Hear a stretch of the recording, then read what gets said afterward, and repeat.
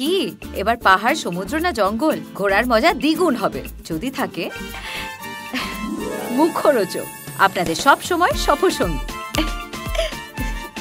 মুখরোচক, আপনাদের ভালোবাসায় জড়িয়ে ৭৫ বছর পেরিয়ে। এই মুহূর্তে সঙ্গে আক্কি আর জুনি রয়েছে। জীবন অনেকটাই বদলেছে তাদের, একটা ছোট্ট সদস্য এসছে, তাই তো? অনেক মানে এর মাঝখানেও অনেক ঘটনা যেটা দর্শক জানে। তো একটু বলো যে এই যে ক্যারেক্টারের তো একটা চেঞ্জেস এসছে দুজনের মধ্যে। রিলেশনশিপটা এখন অনেকটা মানে স্ট্রং হয়েছে, মানে একে অপরের কথা বোঝা বা যে দূরত্বটা আমাদের ছিল সেইটা অতটা নেই, কারণ বিকজ অফ চিকি।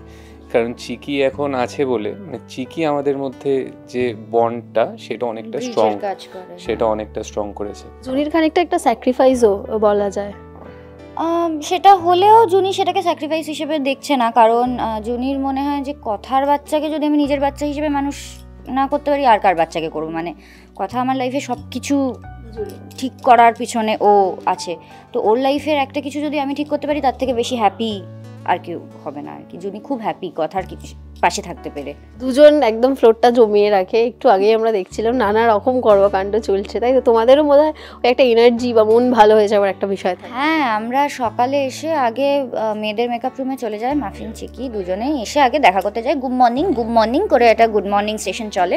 আমরা রেডি হই, ওরা বসে একটুখানি ব্রাশ ঘষলো, একটুখানি চুল আঁচড়ালো, এসব করে ওরাও একটু রেডি ফেডি হলো, তারপরে এসে সিন শুরু হয়। তো আজকে সেটা হয়নি বলে আমি এসে সুস্মিতাকে বলছি, কিরে আজকে আসেনি মেকআপ রুমে কেউ? বলছে না, আজকে মানে এসে সোজা ফ্লোরে ঢুকে গেছে, বুঝলি। তারপর আমাদেরও একটু মনটা কেমন হচ্ছিল, তারপর দেখি ভিডিও কল এসছে, তোমরা কোথায়? হ্যাঁ, এই তো আমরা মেকআপ রুমে। গুড মর্নিং জুনিমা, গুড মর্নিং কথা মা, সব ভিডিও কল টল হলো, তারপর সিন হলো। এক্ষুনি ইলেকট্রিক শক দিচ্ছে, আবার ভালো হয়ে যাচ্ছে, নানান কাণ্ড চলছে। ফ্লোরেও মানে মেকআপ রুমে ওদের যেমন কাটে আমাদের ফ্লোরেও ঠিক তেমনই কাটে। মানে খুবই ব্যস্ত হয়ে থাকি আমরা, মানে ইন বিটুইন শর্টসও মানে ওই আর মানে বসে রইলাম একটু ফোন ঘাটলাম, ওই অবসরটা আর নেই এখন। ফোন সরাও এখন ওই পুরো জমজমাট এখন পুরো জমিয়ে রেখেছে। আচ্ছা, এমনিও জুনিমাই বলে ডাকছে। হ্যাঁ, জুনিমা, কথা মা, ও আক্কি, আর এভি হচ্ছে পপস তো বেরোয় না, পপ। খাওয়া দাওয়া আমি ভিডিও দেখি মাঝে মাঝে, খাইয়ে দিচ্ছে সবটাই। হ্যাঁ, জুনিমার কাছে খাবো, কোন দিন কথা মার কাছে ঘুমোবো, এসব হতে থাকে। এক একদিন এক এক রকম আবদার, বাচ্চাদের যেরকম হয়। মজা লাগে বেশ, সারাদিন কেটে যায় ওদের সাথে। সামনেই পুজো, গুহ বাড়িতেও পুজো হবে, শুটিংয়ের একটা ব্যস্ততা। এমনি পুজো কিভাবে কাটাবে বা কি প্ল্যানিং হয়েছে দুজনের? আপাতত শুটিংয়ে এত ব্যস্ত, পুজোর প্ল্যানটা এখনও করে উঠতে পারিনি আমি। বাট আমার এবছর সেরকম কোনো প্ল্যান নেই, মোস্টলি বাড়িতে ফ্যামিলি মেম্বার্সদের সাথেই থাকবো। আর ছুটিটা দারুণভাবে এনজয় করতে চাই, উপভোগ করতে চাই একদম। ছুটি পাওয়াটাই বোধহয় সবচেয়ে বেশি থাকে, যে অনেকটা গ্যাপ কিছু হয়। হ্যাঁ, সেটা। আর আমার পুজোর প্রত্যেক বছর সেম প্ল্যান, বন্ধু বান্ধবরা আসবে, ফ্যামিলি মেম্বার্সরা যারা মানে অন্য স্টেটে থাকে, অন্য দেশে থাকে, তারা সবাই এই পুজোর সময়টাই আসে। তো তাই আমার সেম প্ল্যান, আর এই সেম প্ল্যানটার জন্যই আমি খুব এক্সাইটেড থাকি যে এই প্ল্যানটা আবার কই বছরে একবারই আসবে, এই প্ল্যানটা আমি করতে পারবো, সবাই এক জায়গায় হয়ে সবার সঙ্গে আড্ডা মজা। আমি খুব মানে পুজোটা আমার খুব স্পেশাল একটা ওকেশন। আগের বছর মানে বলতে হ্যাঁ, আগের বছর তুই ওই শরীর খারাপ নিয়ে এরকম করেছিস, মজা করেছিলি? ওরা তো এসেছিল, মানে দ্যাট মানে আনন্দটা হয়তো, হ্যাঁ, দ্যাট খেতে পেলাম না পেলাম ওটা আলাদা ব্যাপার। হ্যাঁ, ফুলফিলড আর কি। পায়ে হেঁটে একেবারে প্যান্ডেল হপিং করা, এগুলোও কি হয়? না, এখন আর খুব একটা করা হয় না। এখন গত বছর তো পারিনি, বেরোতেই পারিনি। একটা প্যান্ডেল দেখেছিলাম, আমার পিসির পাড়ার প্যান্ডেলটা, মুদিয়ালি।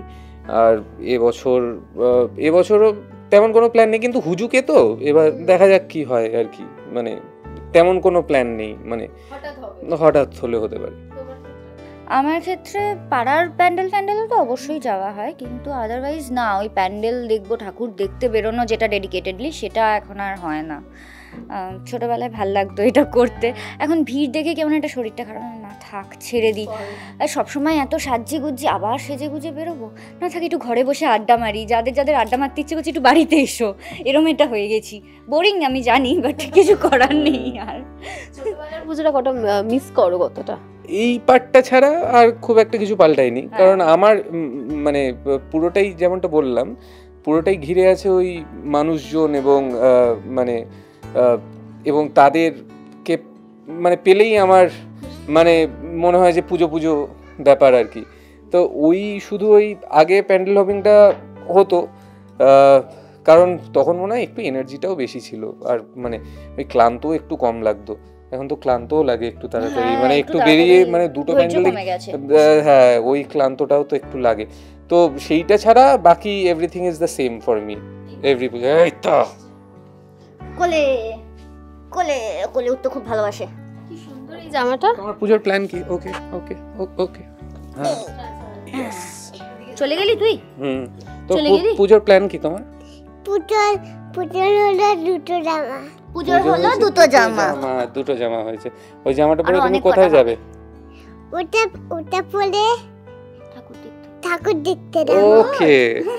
কার সাথে? কার সাথে ঠাকুর দেখতে? মায়ের সাথে। আর আমার সঙ্গে যাবি না? যাবো। যাবে আমার সাথে জুনিমার সঙ্গে? হ্যাঁ। তাহলে একটা প্ল্যান তো হয়েই গেল। এখন আমরা তিনজন যাচ্ছি, আমরা তিনজন এবং আন্টি, ওর মা। আন্টি বলিস না, ওর মা ইজ অফ আওয়ার এজ, মানে মানে দিদি। এই যে ওর যেই সময়টা এখন পুজোর কটা জামা হয়েছে গোনা, তোমাদেরও নিশ্চয়ই এগুলো ভীষণ মিস করো যে পুজোর কটা জামা নতুন জামা যে স্টক করে আমরা গুনি না যে এতগুলো জামা হয়েছে। মিস করি না, বিকজ আমি এখনো কাউন্ট করি। 4টে শাড়ি হয়ে গেছে, মা বলে 4টে জামা দেবে, পাপা বলে 4একটা জামা দেবে, এইসব আমার এখনো চলছে। না আমার এখন খুব একটা চলে না, কারণ সারা বছরই তো এত কেনাকাটা হয়। আমার খুব একটা মানে 4টে হলো 5টা হলো, রব বড় হয়ে গেছে, ঠিক আছে রব বড় হয়ে গেছে। আমার আর চিকের এটাই ডিফারেন্স শুধু, আর বাকি আমরা আর মাফিনের এটাই ডিফারেন্স, বাকি আমরা মোটামুটি সেম বাট ডিফারেন্ট। কি বলবে বলো শেষে? পুজোয় তোমাদের দর্শকদের গুহবাড়িতে জমজমাট হয়েই থাকবে। মাফিন বলবে এবারে, আমরা প্রত্যেকবার বলি। বলো কথা দেখতে হবে, কথা দেখতে হবে, গুহবাড়ির পুজো দেখতে হবে, গুহবাড়ির পুজো দেখতে হবে, আর আমাদের সবাইকে অনেক ভালোবাসতে হবে, আমাকে অনেক ভালোবাসতে হবে। পৃথিবীর কানে